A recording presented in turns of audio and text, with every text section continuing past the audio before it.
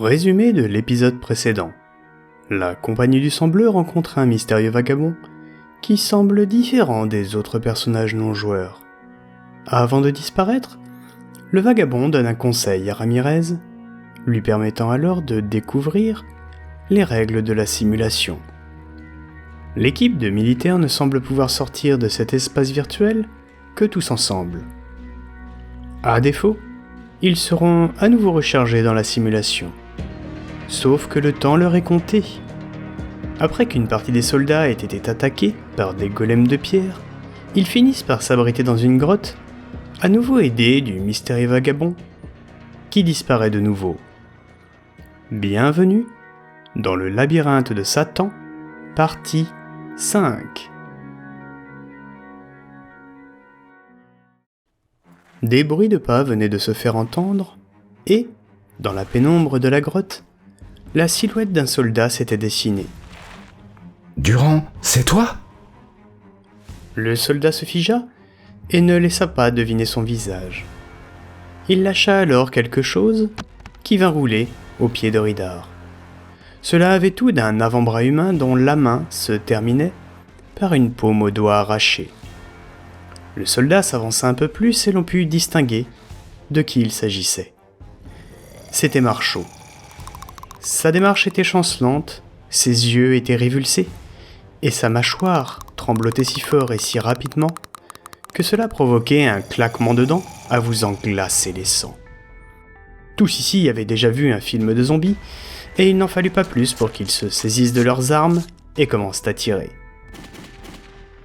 Mais dans l'obscurité et encore sous l'effet de la panique, ils n'avaient en revanche pas remarqué que Marchaud était suivi par l'autre moitié de la compagnie. Et ses membres avaient eux aussi rejoint le club des morts vivants. Quelques heures plus tôt, après le départ de Ramirez avec la moitié de l'équipe, Marchaud s'était relevé d'entre les morts et avait commencé à attaquer ses frères d'armes. Ils eurent beau lui tirer dessus, sans résultat. Durand, amateur de films de zombies, eut la sage idée de lui tirer une nouvelle balle dans la tête. Cela n'eut que pour seul effet de détourner l'attention de Marchaud, qui lui sauta dessus et lui arracha la gorge avec les dents. Quelques secondes plus tard, Durand se releva, lui aussi sous la forme d'un zombie, et attaqua ses compagnons. Il ne fallut pas plus de 2 minutes avant que toute l'équipe de Durand ne soit plus elle-même et se mette en marche vers le reste des vivants. La grotte, dans laquelle s'était abritée l'équipe de Ramirez, était parcourue de multiples galeries. Alors débordés par les zombies qui les attaquaient de toutes parts, Ridar hurla « Fumi, mettez vos masques et barrez-vous !» À peine avait-il dit ces quelques mots qu'il lança 2 grenades fumigènes, dont la fumée fut si épaisse qu'elle empêcha de voir quoi que ce soit et brouilla ainsi les sens des zombies. Chaque soldat s'engouffra alors dans la galerie la plus proche de lui. Tandis que chacun faisait savoir qu'il était en sécurité, Ridar prépara un demi-pain de C4 qu'il lança ensuite au milieu de la horde afin de l'éliminer pour de bon. Évidemment, il se doutait que cela risquait de causer un éboulement, mais il n'avait pas de meilleure solution sous la main. L'explosion éparpilla sur les parois de la grotte ce qui restait des corps virtuels de leurs collègues, provoquant dans la foulée l'éboulement redouté et séparant les soldats. « Messieurs, vous allez bien ?» demanda Ramirez par radio. Ce à quoi les soldats répondirent successivement par l'affirmative. « RS ! RS ! RS !» Quelques coups, contusions et morsures par-ci par-là, mais rien de grave pour des gars de leur acabit. « Bravo Ridar ! C'était risqué mais bien joué !» « Avec plaisir, mon lieutenant. Par contre, je commence à vraiment trouver ça de plus en plus inquiétant. Nos avatars ne sont pas censés se ranimer si l'on meurt dans la simulation. » Morel surenchérit. « Moi aussi. J'espère que c'était qu'un seul coup de la simulation. Car si elle aura transformé le cerveau en macaroni, je donne pas cher de notre peau si des soldats enragés avec une fringale de cannibale se réveillent juste à côté de nos corps. » Messieurs, on n'a pas le temps pour ça. On est encore là. Si, comme on l'a supposé, nous devons sortir d'ici en groupe, c'est foutu.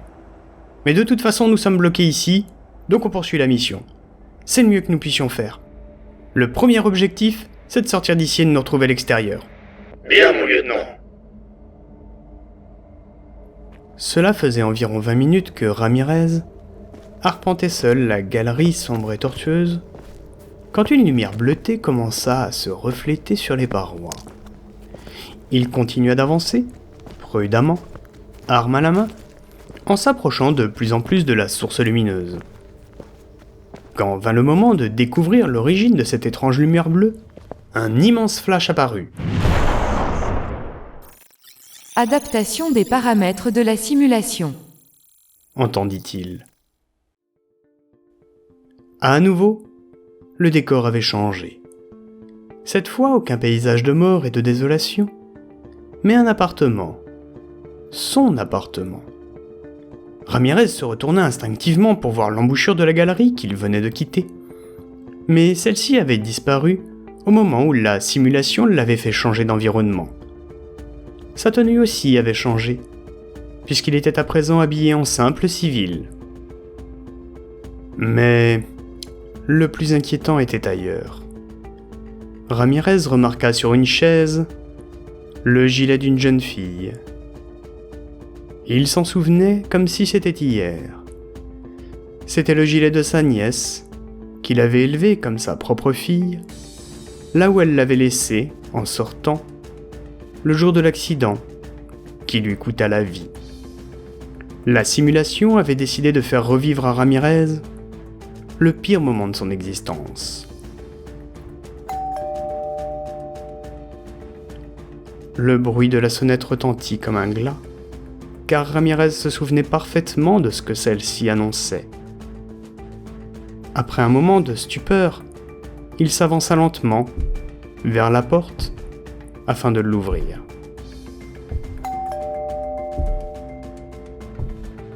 Il saisit la poignée, pressa celle-ci et ouvra la porte, ce qui laissa apparaître 2 membres des forces de l'ordre, ceux-là même qui lui avaient annoncé la disparition du centre de son existence.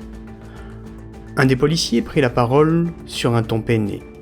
« Bonjour, monsieur. Vous êtes bien Tristan Ramirez ? » Oui, c'est bien moi.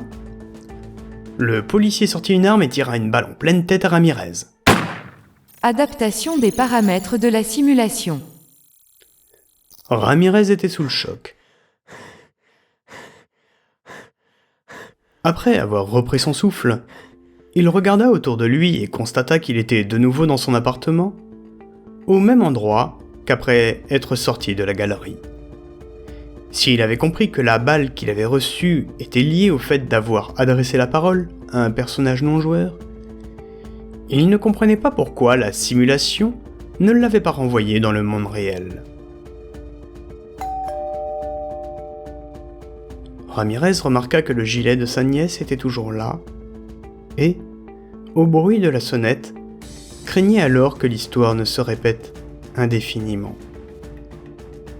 À nouveau, il alla ouvrir la porte au policier. « Bonjour, monsieur. Vous êtes bien Tristan Ramirez ? » Ramirez acquiesça cette fois d'un simple signe de la tête. « Monsieur, votre nièce a eu un accident de voiture. » Le militaire connaissait évidemment la suite des mots qui allaient sortir de la bouche de l'assermenté. Il sentit alors l'angoisse de ce souvenir lui remonter dans sa gorge. « Elle n'a pas survécu à ses blessures. » Ramirez fut pris d'une tempête émotionnelle et hurla de douleur et de colère, revivant ce moment comme si c'était la première fois. Aussitôt, le policier sortit son arme et tira à nouveau une balle en pleine tête à Ramirez. Adaptation des paramètres de la simulation. La scène se répétait. Encore. Le son bleu ne savait plus quoi faire. Dans quelques secondes, la sonnerie se ferait sans doute entendre, et il était prisonnier de son pire souvenir sans savoir comment en sortir. Adaptation des paramètres de la simulation. Adaptation des paramètres de la simulation. Ramirez avait tenté différentes approches.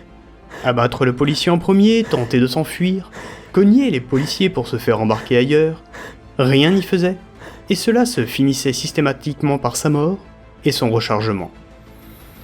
Au bout d'un moment, Ramirez abandonna et décida de ne plus ouvrir la porte.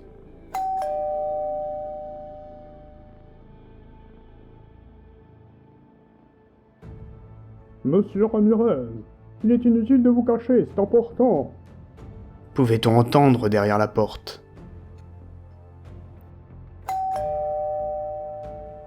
Cette phrase n'avait rien de celle d'un policier. Quelque chose avait changé. Si Ramirez ne savait pas exactement ce qui se tramait, il commençait à comprendre que quelqu'un ou quelque chose jouait avec lui. Il décida de se lever, alla ouvrir la porte et, plutôt que de s'adresser au policier qui lui annonçait habituellement la funeste nouvelle, s'adressa à celui qui l'accompagnait. « C'est fini. Je ne veux plus jouer à votre petit jeu. » « Oh oh, alors comme ça vous avez compris !» lui répondit le membre des forces de l'ordre en applaudissant lentement. D'un coup d'un seul, le temps se figea, et seul Ramirez et le faux policier pouvaient encore bouger. « Désolé de vous contredire, mon petit, mais vous n'avez pas tellement le choix. Mais puisque vous refusez de jouer, alors vous vous contenterez de subir. Il est temps de passer au niveau suivant. » Adaptation des paramètres de la simulation.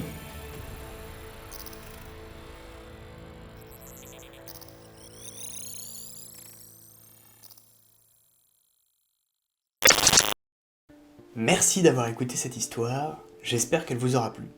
Si tel est le cas, comme d'habitude, l'abonnement, le petit pouce, la petite cloche, ça fait plaisir, ça soutient mon travail, et puis ça m'encourage, et n'hésitez surtout pas à commenter, à donner votre avis, à critiquer même, hein. Tant que c'est construit et dans le respect, il n'y a aucun problème. Je rappelle que cette histoire est également disponible sur Spotify, sur Apple Podcast, plateforme sur laquelle je suis inscrit depuis maintenant seulement quelques semaines, mais aussi, et c'est la toute dernière nouveauté, sur SoundCloud. Donc si vous êtes déjà présent sur l'une ou l'autre de ces plateformes, vous avez aussi l'occasion d'écouter mes histoires. Je le rappelle également, pour ceux qui débarquent sur la chaîne, sur ces plateformes, il n'y a que mes fictions audio. Le commentaire vidéo n'est pas présent, le commentaire vidéo tel que celui que vous êtes en train de regarder est réservé à YouTube. Maintenant, si vous êtes encore là, c'est sans doute que vous voulez en savoir plus sur la précédente fiction audio, à savoir Un jour si spécial. Tout d'abord, je préfère le préciser pour pas passer pour une raclure de fond de bidet, je ne suis évidemment pas d'accord avec le principe des procès populaires. Donc, voilà, ça pourrait être Hitler sur le banc des accusés, niette au procès populaire.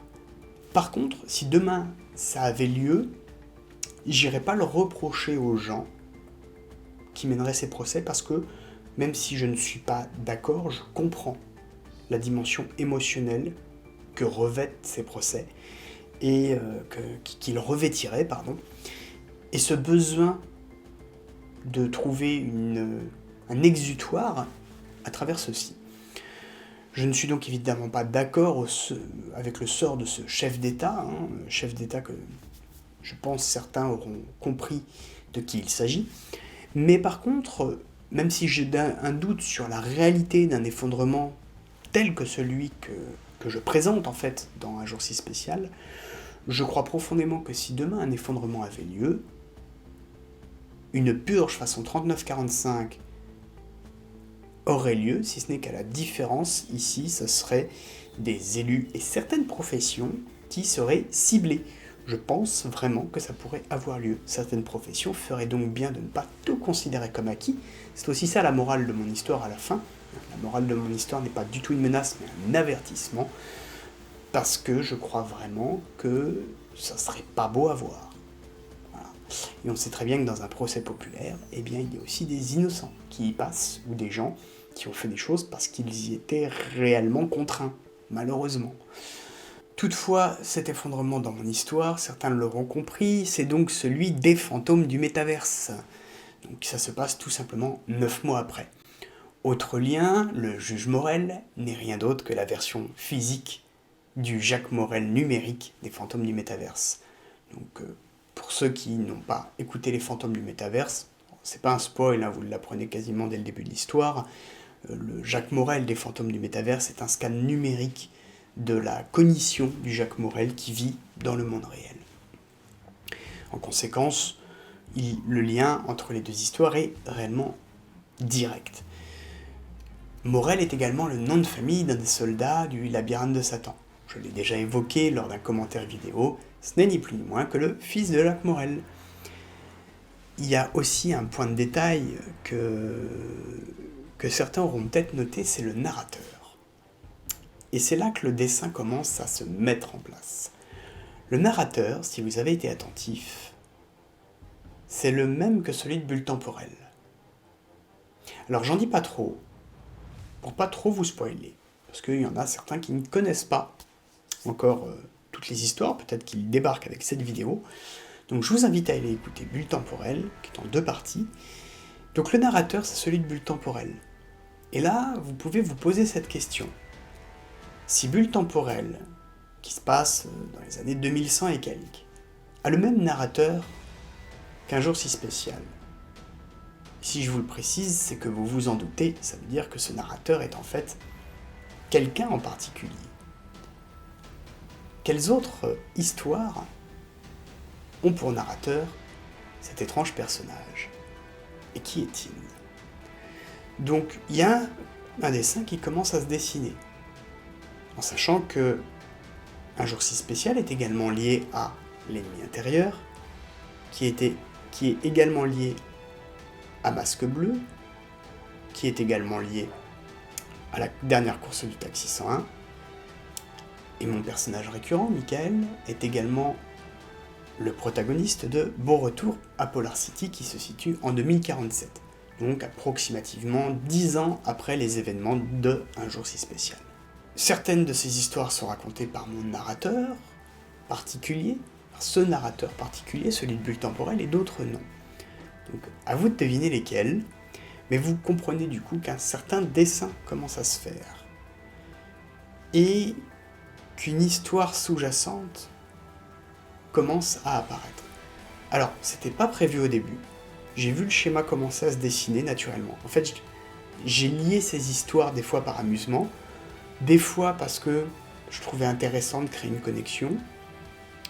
Et finalement, je me suis dit, au fil du temps, mais tiens, ça pourrait avoir telle explication, ça pourrait avoir telle explication.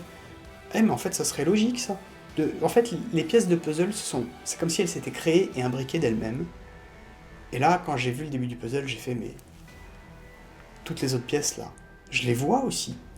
Et finalement, je suis parti dans cette direction qui, à la base, était prise un peu malgré moi, et qui pourrait faire quelque chose de plus grand, plus large.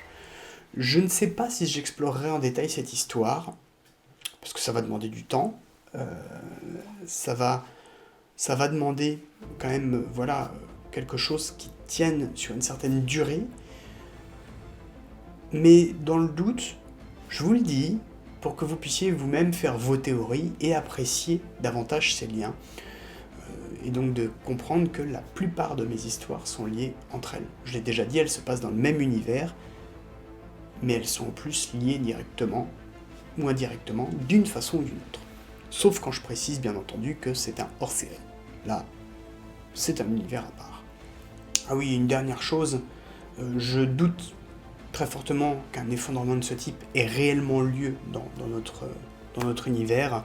Si demain il arrivait un effondrement tel que celui que j'évoque, ou en tout cas avec des conséquences similaires au pays dont il est question dans mon histoire, je vous laisse deviner le pays, je doute que le peuple français se soulève de la même façon, ou en tout cas lui faudrait-il certainement beaucoup plus encaisser que ce que j'évoque dans mes histoires, pour sortir de la castration qu'il semble vivre avec une certaine sérénité actuellement. Enfin, pour ceux qui attendent d'en savoir plus sur le précédent épisode du Labyrinthe de Satan, je suis désolé mais je vous dirai rien de plus en fait. On commence là pour le coup réellement à arriver à la fin de cette histoire. Donc vous aurez toutes les réponses incessamment sous peu, et si besoin est de faire un commentaire vidéo, une review vidéo, à part, je le ferai une fois l'histoire bouclée, pourquoi pas à l'occasion d'une FAQ dédiée à cette série. Donc cette série, c'est sûr et certain, à 100%, devrait finir cette année. Je me suis mis en tête que au plus tard en décembre, le dernier épisode du Labyrinthe de Satan sortirait. On verra après ce que je fais pour la suite, mais vous avez au moins cette assurance-là de voir enfin cette histoire aboutir prochainement. Sur ce, merci encore d'avoir pris le temps d'écouter cette histoire, de m'avoir écouté palabrer pendant 10 ou 20 minutes, j'en sais rien, oui déjà. Et puis je vous dis à très bientôt. Ciao ciao.